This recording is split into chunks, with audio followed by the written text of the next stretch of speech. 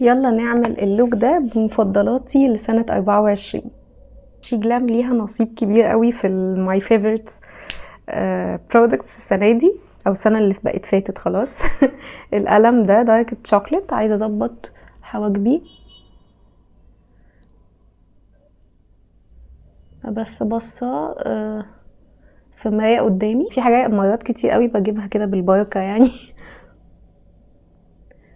المرات دي عايزاها ايه مظبوطه زي ما بقول لكم دايما. بتقل من هنا شعيرات خفيفه ومن هنا، ومش بحتاج ده قوي، بس هو حلو جدا يعني. الناحيه اللي هي بنملى بيها الحتت الفاضيه ورفيع جدا جدا، يعني يفكرني بقلم انستازيا. بعد كده هجيب نقطه كونسيلر على ايدي، هنضف بس تحت الحاجب. وده برضو من الماي فيفورتس برودكتس، اللي هو الكونسيلر ده من جوفيوس، بحبه جدا جدا. الدرجة دي 18، مصفرة شوية، بدمجها مع درجة تكون مش مصفرة فبيدي لوك حلو قوي. فرشة مبططة زي دي كده،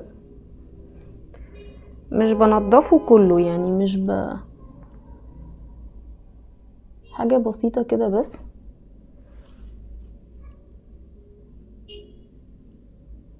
بصوا يعني فعلا خط مش اكتر. من التيل بقى بحبه يبقى محدد قوي، فممكن اكتر شوية.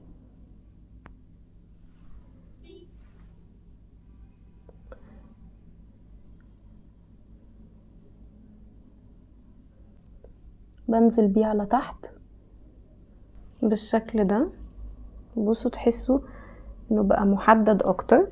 وزي ما انتم شايفين بختار درجة تقريبا درجة جفني من فوق، يعني مش بفتح بيها يعني، انا بس مجرد بخليه محدد قوي. ممكن الباقي بقى كده اعمل بيه الجفن من فوق. بعد كده الكوريكتور ده من ال جيرل، درجة اورنج فاتحة كده. بصوا نفس الفرشة اللي نضفنا بيها كده، هو خفيف يعني. بصوا يعني تحسوه ماي كده، فهو سهل في الدمج جدا جدا. لو انتي مش مستخدمه كونسيلر فول كفرج وتحتيه كوريكتور عشان انتي هالاتك واضحه، في العادي بتحسي ان هو ساب اثر اورنج او بني، ده عشان خفيف، فانتي مش لازم تستخدمي كونسيلر فول كفرج يعني، عشان هو فعلا خفيف يعني. بصوا هسيبه ينشف خالص. تو باليتس يعني مع فرق السعر اللي ما بينهم حبيتهم فعلا في 2024. الباليت دي من انستازيا اسمها ريفيرا، دي الوانها طبعا باينه عليها انا مستخدماها كتير ازاي. والباليت دي مؤخرا عرفتها في اخر 24 وبجد بقت من مفضلاتي. بصوا الوانها وجمالها.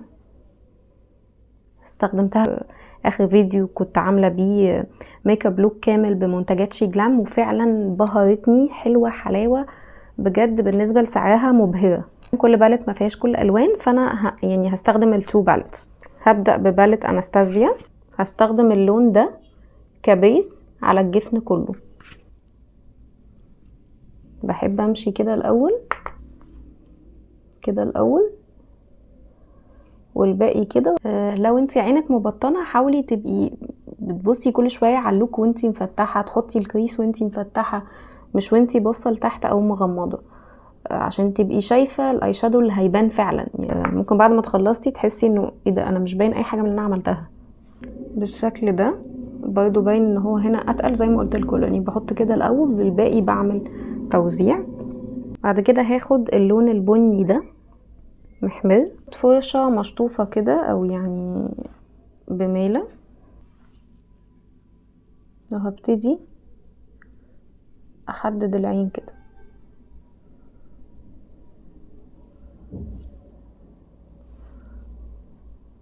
درجة البني دي خطيرة كالعادة. انتوا حفظتوا اللون اللي بدأنا بيه. نرجع لباليت انستازيا. انا هكون لابسه جري يعني، مش ده اكيد بس هكون لابسه جري، فهعمل ميكس بين ده على موف كده او لبني وما بين ده. هاخد كده، هاخد اللي على ازرق سنه من الناحيه دي، خدنا اكتر اللون اللي على ازرق، ومن جوه خدت اكتر اللي هو افتح او على فضي جراي اللي هو اللون ده. ببدأ من النص كده. كويس انا لسه هعمل كونسيلر في الاخر صراحة. ده كده اللون اللي هو المكسر ده اللي على فضي او جراي شوية. اوكي، وهاجي بنفس صباعي مطرح اللون واخد اللي على ازرق سنة واعمله هنا كده. اسهل سموكي في الدنيا، يعني مفيش اسهل من كده. حتى ما بداتش قلت لكم ان هو سموكي في الاول عشان ما تخافوش، سهل جدا جدا. بصوا الدمج وبصوا شكله، هتحسوه سهل فعلا. والدرجات البني باينه من فوق. ارجع بالفرشه وادمج الجزء ده وانا مفتحه. مش هعمل جامد، اخلي ايدي خفيفه خالص عشان ما الغيش اي تدريجه لون منهم. بصوا انا مفتحه، بعدي براحه ما بتقلش ايدي وامسك الفرشه بعيد سنه عشان لو قريبه غصب عني هتقل ايدي، فببعد شويه على اساس ان ايدي تبقى خفيفه قوي. الايلاينر المفضل ليا السنه دي ما استخدمتش غيره طول السنه، من شي جلام بالسن ده، بيبقى تحفه. هنحاول نعمل وينج رفيع وخفيف عشان يفضل اللوك باين واحنا مفتحين وباصين قدامنا. انا كده باصه قدامي للمرايه. عايزه اقول لكم انا عندي الجيل لاينر بتاع انجلت الاسود والبني وبعرف استخدمهم الحمد لله، بس فعلا استسهلت ده من كتر ما هو حلو ثابت، مش بيبهدل الدنيا وانتي بتمسحيه، حلو قوي. ده كده الايلاينر. القلم ده من شي جلام، حبيته قوي في الاضاءه. الدرجه دي اسمها فروست. هنور بيه هنا كده وهنا زي ما اتعودنا. مش بسيب حاجه كده نقطه واضح حدودها، دايما ادمج فيسيب الافكت بس يبقى مدموج دمج حلو. بعد كده هعمل الاي شادو اللي تحت العين. نبدا بنفس الترتيب.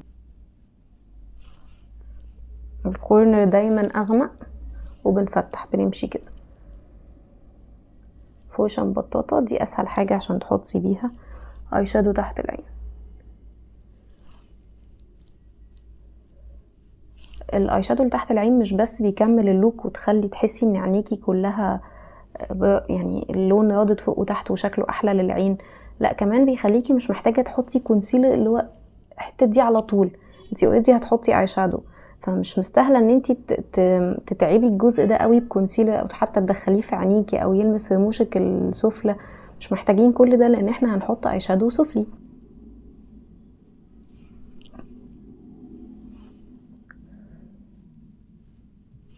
بعد كده اللون اللي فوق، عشان كده ما حطيتش الكونسيلر دلوقتي عشان لو في اي حاجه ننقذها بالتنظيف. واللون بيجمنتد قوي. دي باليت انستازيا بفكركم، اللي هي مش شي جلام. شي جلام اللون البني ده، فرشه صغيره خالص وهدمج كده عشان نبين اي لون كحل. بحب احط الرمال البيج ده الاول، بالذات ان انا عيني بتحسسه للكحل، فبحس ان الحركه دي بتثبته اكتر. بعد كده احلى كحل اسود في الدنيا من تو فيس، اسمه كيلر لاينر. بس انا مبهدله ازاي. ممكن نعيد من الكورنر بس، يعني ممكن نسيب اللي جوه بيج ونعمل من بره اسود. حطيت برضو كوريكتور بسيط هنا الجزء ده وده وده وده. احسن طريقه يا جماعه في النوع ده بالذات طبطبه خفيفه. من كتر ما هو خفيف لما بتعمليه بصباعك بتاخدي كفرج اعلى بكتير. يعني بصوا دلوقتي لون اورنج خفيف خالص، فاحلى بكتير. نفس الكونسيلر نضفت بيه اللي قلتلكم مصفر شويه. هحط نقطه هنا في النص ونقطه هنا في النص، قليله قوي لان الكفرج بتاعته بتخض. والكونسيلر اللي بنور بيه وبرده عرفته مؤخرا وحبيته جدا من شي جلام، احطه هنا. بصوا افتح هنا وهنا، حاجات بسيطة هنا وهنا وهنا وهنا. بصوا كده. عقبال ما ينشفوا شويه احط الرير بيوتي كريمي بلاش او ليكويد بلاش فظيع. الدرجه دي اسمها هابي، بحبها قوي، بيجمنتد جدا، ثابته جدا، بستخدمها لما يكون يعني يومي طويل وعايزه بلاشر يستحملني يعني. ومش هبطل اقول لكم على القلم ده من شي جلام يا جماعه، اسهل وارخص كونتور ممكن تجيبوه. بصوا درجته على جراي كول كده براون حلو قوي تحت كده، يعني بنبص قدام ونشوف دخلة العظمه ونمشي معاه. كونتور كمان للانف، بحب يبقى عمل على شكل مثلث كده كده، ونغمق دي. فرشة كابوكي فلات بس يعني فيها زاوية كده، هبتدي ادمج البلاشر والكونتور على فوق شوية، يعني منزلش بيهم لتحت عشان ارفع الوش. نغير الفرشة وندمج الحاجات دي الاول قبل العين. بعد كده اخر حاجة الكونسيلر، ببتدي ادمج كده بالشكل ده بالقلم اللي انا قلتلكوا عليه كذا مرة ده، ونعيد على الهايلايتنج الوش. ده مش الفاينل هايلايتنج للوش يعني، بس ده كده الوش قبل التثبيت. يلا نثبت سوا. دي ماي فيفورت سيتنج باودر او لوز باودر من هدى بيوتي، درجة اسمها باوند كيك، ودي بتليق مع معظم البشرات، هي وبنانا بريد، بس بنانا بريد بحسها مصفرة سنة فبحب دي اكتر. امشي كده عشان انور بيها. فرشة فلافي نظيفة برضو، لو بنسل هتبقى سهل انتي تنضفي بيها كده او تنفضي بيها الباودر كده كده. بصوا نيجي للباليت دي من كاركتر، فيها البلاشر والهايلايترز. دي الباليت دي فعلا ماي فيفورت بلاشر اند هايلايتر باليت للسنه دي، وهتدخل معايا 25 طبعا. فرشه فلافي كبيره، هنثبت البلاشر ونبرزه. الهايلايتر بتاعي هيكون النهارده بينك، منحطش على الهايلايتر في اماكن فيها مسام، يعني انا عندي مسام في الجزء ده مش باجي ناحيته بالهايلايتر خالص. والهايلايتر الشامبين في مناخيري، بصوا بيدي افكت المية، يعني مفيش، بصوا مناخيري حتى اكتر باينة، مفيش يعني يكاد يكون مفيش جلاتر. فدي اكتر حاجة بحبها في الهايلايتر ده، ودي اكتر حاجة برضو محبباني في الباليت عموما، ان انا مش بستخدم البلاشر بتاعها والهايلايتر بتاعها اوفر فمش بستخدمه، لا الباليت كلها بستخدمها. يعني برضو عندكم الدرجة دي بقى ممكن استخدمها كبرونزر، بتبقى حلوة قوي، او بمكسها مع اي لون بلاشر هحطه من دول فبتدي دفء ليه حلوة قوي. 3 الوان هايلايترز عمليين جدا، ده البينك اللي بقولكوا عليه، وده شامبين، وده جولد صريح، فهي تحفة يعني. ودي من نيكس قلتلكوا عليها قبل كده وعملت لها فيديو لوحدها من حبي فيها. دي اكتر كونتور باليت حبيتها. فرشة صغيرة وهعيد بس على كونتور الانف من هنا. بصوا الفرق ما بين دي ودي تحفة، من لمسة كافية جدا ان هي تحدد لك ملامحك. عايزة اقول لكم الناس اللي مش محبين الكونتور الكريمي هاتوها، ومش لازم تجيبوا الكريمي، هي فعلا بيجمنتد وثابتة جدا. بصوا ببلاشر كده للكونتور، هاخد اتقل هنا كده عند العظمة. بصوا فيها كومباكت باودر مصفر وبيج عادي اللي هو الميديم معظم البشرات، وفيها هايلايتر قلتلكوا عليه قبل كده ان هو مش احسن حاجة بحبها، ودي الحاجة الوحيدة في ال8 حاجات اللي مش بحبها قوي ومش سيء.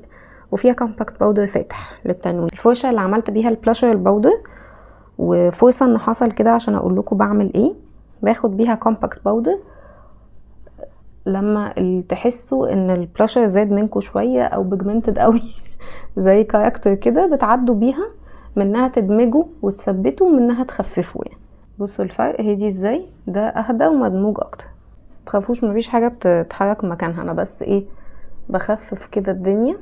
اخر حاجه الشفايف، طبعا مش هقدر احدد لكم ليب لاينر بالذات هو ماي فيفورت او ليبستيك لان دول بيبقوا كتير قوي، بس ده من مفضلاتي، ده من بوبا رقم 404 رواش سيفورا، فعلا بموت فيها، فالدرجه دي هحطها النهارده.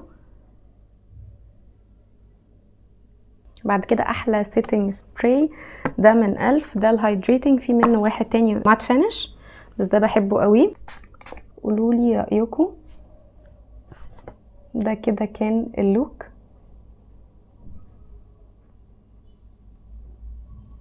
هستنى رأيكم في الكومنتات، ما تنسوش تعملوا لايك وسبسكرايب او فولو.